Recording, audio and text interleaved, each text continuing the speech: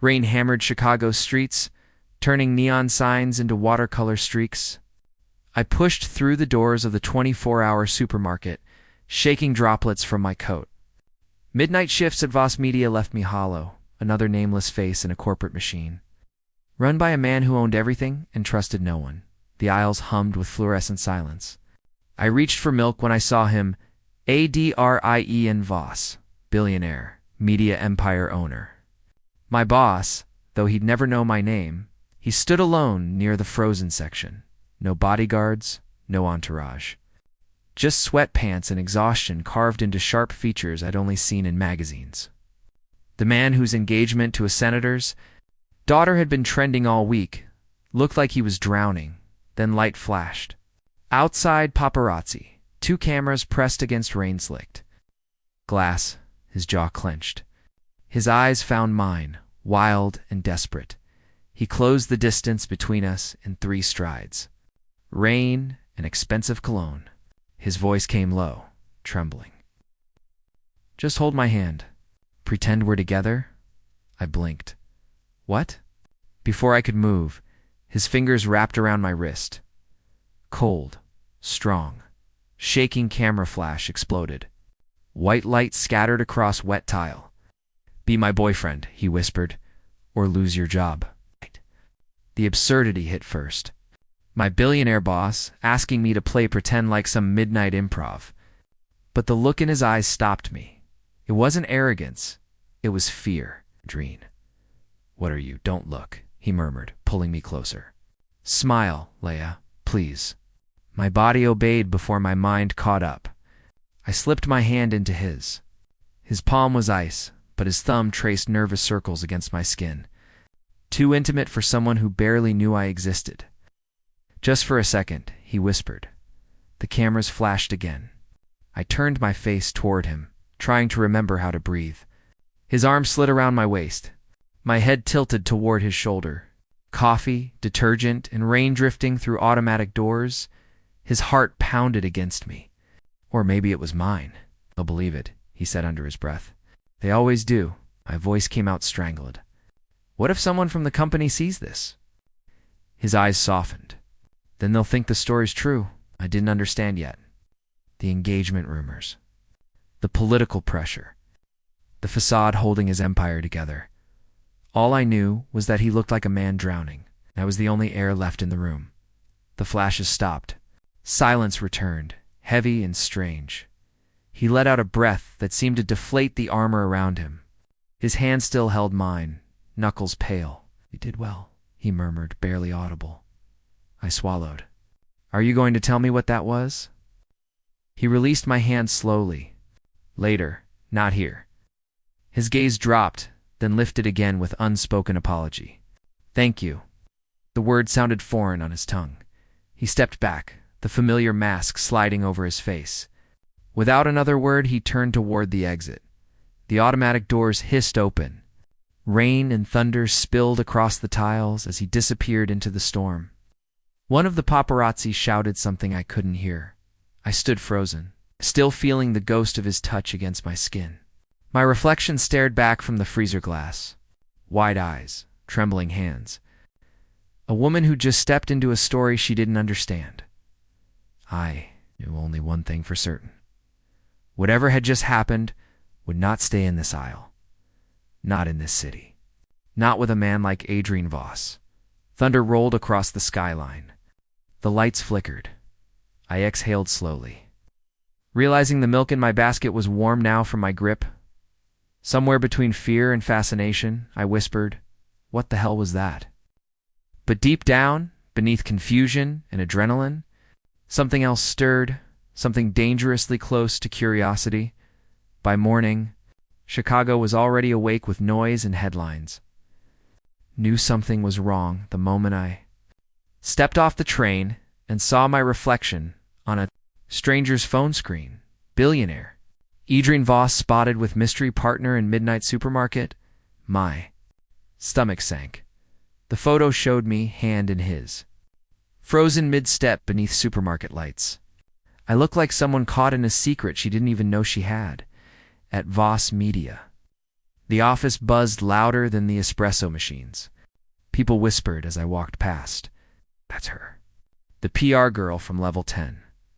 I kept my head down, clutching my ID like it could shield me.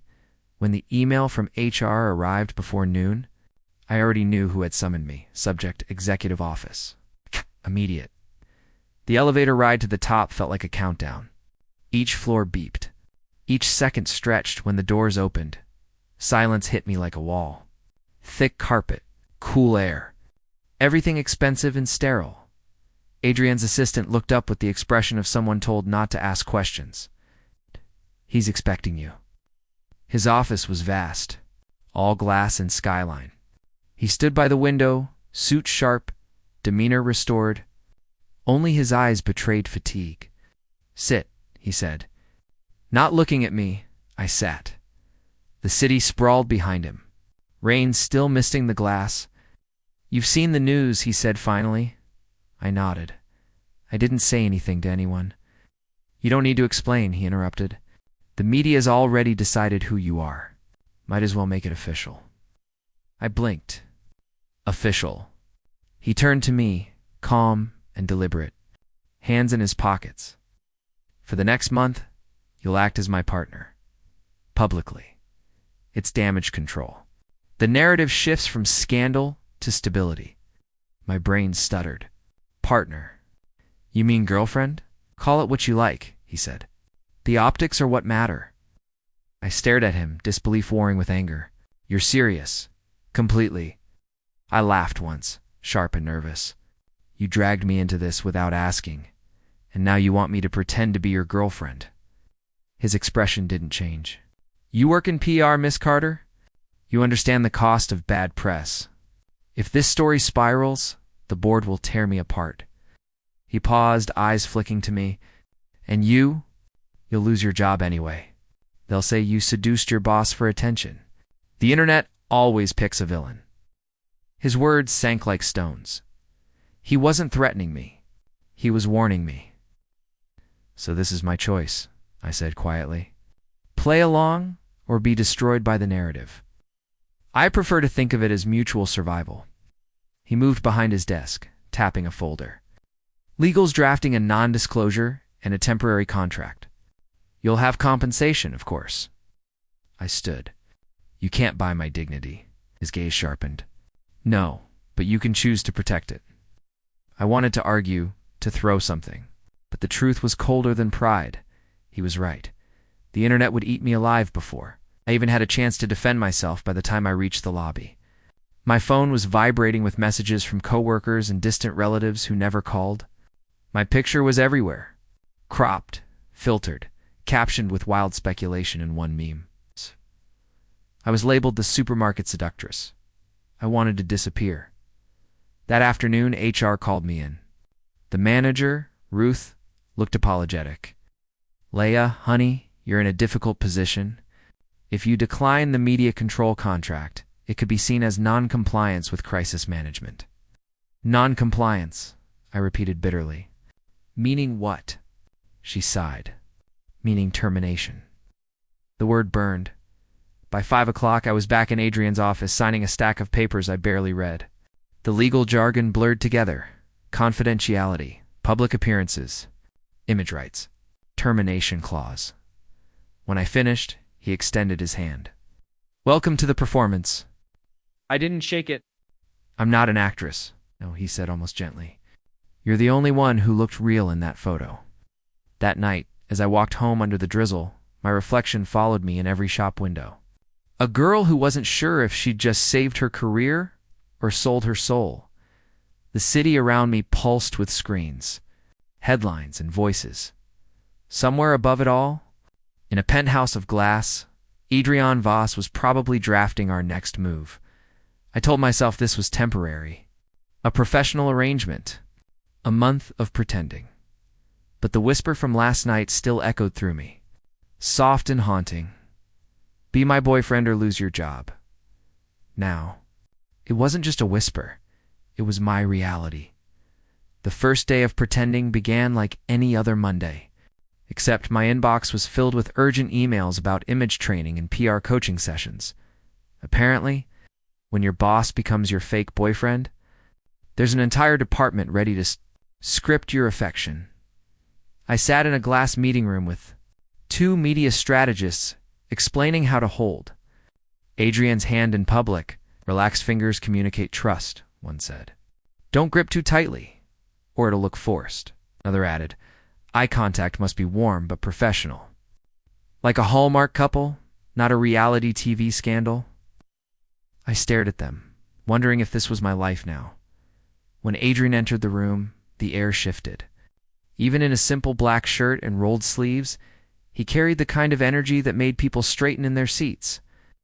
That'll be all, he told the strategists. They vanished like smoke.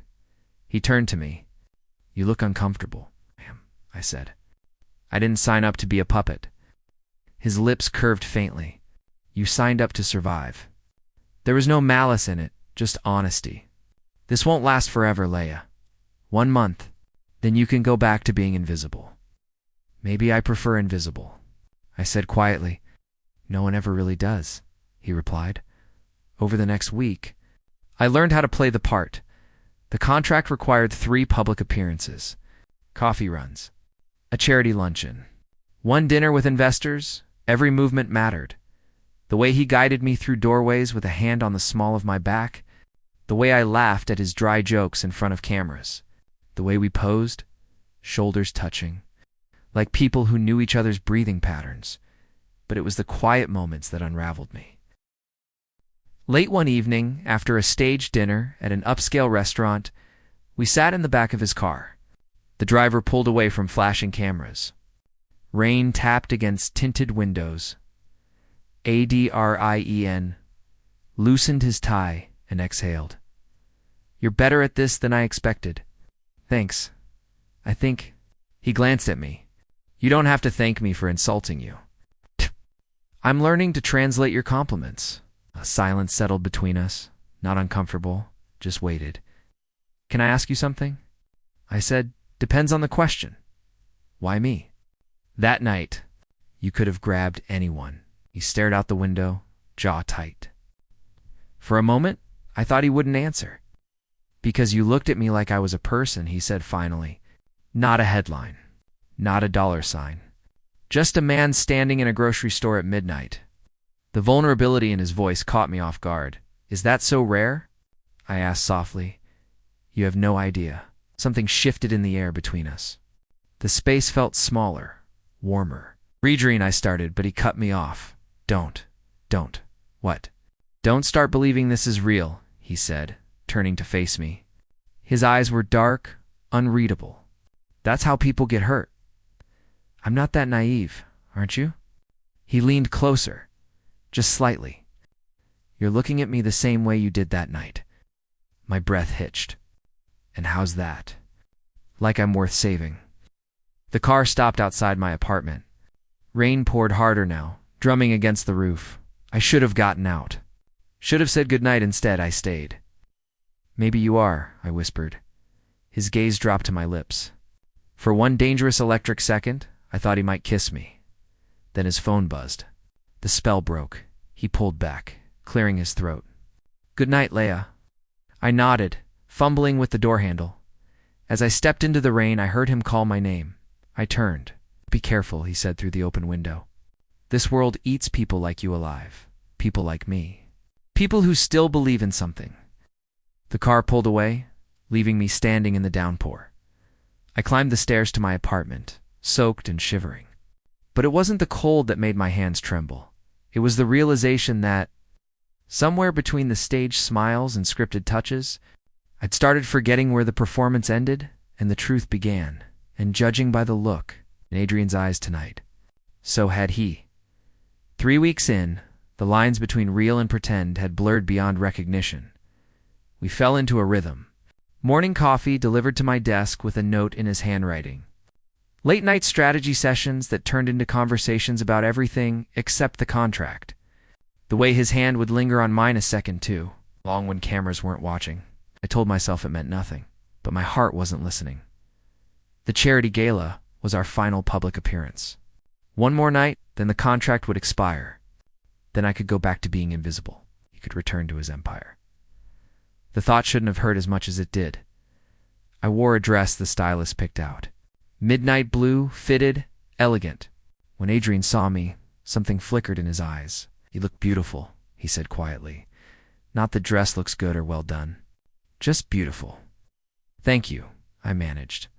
The gala was a blur of champagne flutes and political handshakes. Adrian played his role perfectly. Charming, untouchable. The man who owned the room. But when we danced, his hand on my waist felt different. Protective. Real. "One more hour," he murmured against my ear. "Then you're free." The word tasted bitter. "What if I don't want to be?" I whispered before I could stop myself. He pulled back slightly, searching my face. "Leia, don't." "Don't what?" "Feel something?" "You can't script that away, Adrian." His jaw clenched. This was never supposed to be real. Then why does it feel like it is? Before he could answer, his phone buzzed. He glanced at the screen, and his entire expression changed. Color drained from his face. "I need to go," he said abruptly, releasing me. "What?" "Now, stay here. I'll send the car back for you, Adrian." "What's wrong?" But he was already walking away, phone pressed to his ear, shoulders rigid. Confused and hurt, I wandered to the balcony for air. The city glittered below, different to the chaos in my chest. That's when I heard the voices. Two men in suits, smoking cigars, half hidden by marble columns. Voss pulled it off. The PR stunt worked perfectly. My blood went cold. Yeah, the fake relationship angle was genius. Stock prices stabilized, the board backed off. The senator's daughter's family is satisfied now that he looks taken. The other man laughed. And the girl. What happens to her after tonight? Who cares? She signed the NDA, she'll get her payout and disappear. That's how these things work. Cold, but effective. Voss always knows how to play the game. I gripped the railing, the world-tilting fake relationship. Angle, she'll get her payout and disappear. That's how these things work. Every tender moment. Every lingering touch. Every word that felt real. All of it. Calculated. Scripted. Part of the game. I felt sick. I found Adrian in a private conference room, on the phone, pacing. He looked up when I entered. "Leia, I told you to wait. Was any of it real?" My voice shook. "Any of it." He froze. "What are you talking about?" I heard them. The men outside, talking about your brilliant PR stunt. How the fake relationship stabilized everything. How I'll disappear after tonight with my payout. His face went carefully blank. "Leia, it's not what?" "Not that simple." "Not what it sounds like?" I laughed bitterly. "You played me. From the very first night. The desperate billionaire act. The vulnerability. All of it. Just another performance." "That's not true." "Then tell me," I shouted. "Tell me I'm wrong. Tell me you didn't orchestrate this entire thing." Silence stretched between us like a chasm. "I can't," he said finally, voice hollow. The admission hit like a physical blow. "You bastard," I whispered. "I actually started to care about you." Something cracked in his expression. "Leia, please, listen to me now." I stepped back. "I'm done listening. I'm done being your puppet." I turned and walked out. Vision blurring with tears I refused to shed in front of him. Behind me, I heard him call my name. I didn't look back. The elevator doors closed on his face. On the penthouse, on the lie I'd been living for 3 weeks, as I descended, I pulled out my phone and dialed Ruth from HR. "I'm breaking the contract," I said when she answered. "I don't care about the consequences. I'm out." "Leia, wait. If you breach without cause, you could be sued for." I hung up. Outside, rain had started again. Fitting, I stood on the sidewalk. Mascara running, dress ruined, heart shattered. My phone buzzed. A text from a DRIEN. "Please, let me explain. It's not what you think." I deleted it without reading the rest. Another buzz. A news alert, breaking. Adrian Voss and mystery partner split after 3-week romance. Sources say it was all for show. so it was already out there. The truth. The lie. Whatever it was, I laughed, a broken sound swallowed by thunder, somewhere above me. In that tower of glass and secrets, Adrian Voss was probably already planning his next move. But this time, I wouldn't be part of it. This time, I was done playing the game. 2 days after I walked out of the gala, the lawsuit arrived. Breach of contract. Damages to company reputation. They were suing me for $2 million. Money I didn't have. Would never have. I sat in my tiny apartment, staring at the legal documents, numb. My phone had been ringing non-stop. Reporters, lawyers, former co-workers asking if the rumors were true. I ignored them all, until the knock came. I opened the door to find Adrian standing in my hallway. Soaked from rain, eyes redrimmed and desperate. "Don't," I said immediately. "Don't you dare." "Please," he said. 5 minutes. "That's all I'm asking. You've asked enough from me. I know." His voice cracked. "I know I don't deserve this. But I need you to hear the truth. The real truth." Something in his tone made me hesitate. Against every instinct screaming at me to slam the door, I stepped aside. He walked in, dripping on my cheap carpet, looking more broken than I'd ever seen him. "Talk," I said coldly. "You have 5 minutes." He took a shaky breath. Everything those men said at the gala was true. The relationship was strategic. The board was threatening a hostile takeover. The senator's family had leverage I couldn't fight. I needed stability. I needed a narrative, so I was just a tool. At first, he admitted, and the honesty cut deeper than any lie. At first, yes. You were convenient, available, perfect for the role. I laughed bitterly. "Congratulations! You've played your part well." But somewhere between the coffee runs and the late-night drives, it stopped being a performance. He stepped closer, eyes pleading. It stopped being fake, Leia. For me, at least. "I don't believe you." "Oh, no." "I wouldn't either." He pulled out his phone, pulled up an email, and handed it to me. "Read it." It was from his lawyer, dated the day before the gala. "Mr. Voss, per your request. We've drafted the contract extension and compensation increase for Miss Carter. However, I must advise against this. If she discovers the initial arrangement was strategic, extending the agreement could expose you to legal liability and emotional complications. I strongly recommend ending the arrangement as planned." Below it, Adrian's response. "I don't care about the liability.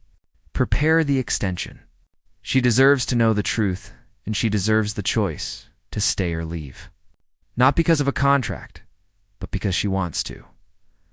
I stared at the screen, throat tight. "I was going to tell you everything that night," he said quietly. "I was going to give you the choice. Stay with me, for real, or walk away with enough money to never worry about the lawsuit or your career again." "And why didn't you?" "Because I got the call. My sister." His voice broke. "She'd been in an accident. I had to leave. And by the time I got back, you'd already heard everything out of context." My anger wavered. "You have a sister?" Had he swallowed hard? "She didn't make it." The floor dropped out from under me. "Adrien," I whispered. "The funeral was yesterday." I didn't tell anyone. Didn't want the media circus. He looked at me with raw, devastating grief. "But I needed you to know.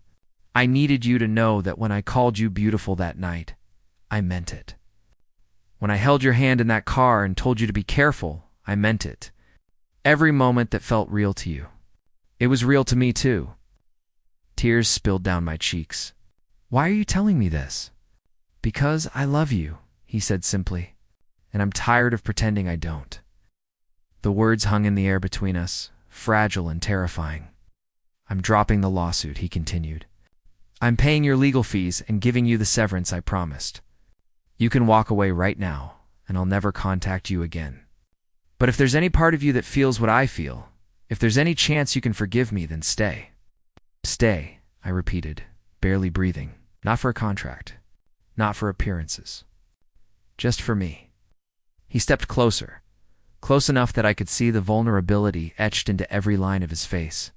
"Stay because somewhere between that grocery store and tonight, I fell in love with the only person who ever saw me as just a man. I wanted to stay angry, wanted to hold on to the betrayal, but looking at him, grief-stricken and honest and more real than he'd ever been, I realized something. Love wasn't about perfect moments or flawless trust. It was about choosing someone, even when they'd failed you. Even when the path forward was messy and complicated. If I stay, I said slowly, no more lies. No more games. No more contracts. No more lies, he agreed. And if this doesn't work, then we fail honestly, he finished. Together, I studied his face, searching for any trace of deception. All I found was hope. I can't promise I'll forgive you easily, I warned. I don't want easy, he said. I just want real. I took a breath, feeling the weight of the choice settle over me. Then I reached for his hand. His fingers closed around mine. Warm and steady. Okay, I whispered. Let's try real. He pulled me into his arms, and I felt him shudder with relief. We stood there in my tiny apartment, rain drumming against the windows. Holding on to each other like we were the only solid things left in the world. It wasn't a fairy tale ending. There would be hard conversations ahead. Trust to rebuild. Grief to navigate. But as I pressed my face against his chest and felt his heartbeat steady and strong, I knew one thing for certain. This messy and imperfect and terrifyingly honest was real. And for the first time since that midnight encounter in a grocery store, I wasn't afraid of what came next. I was ready. We were ready together. The end.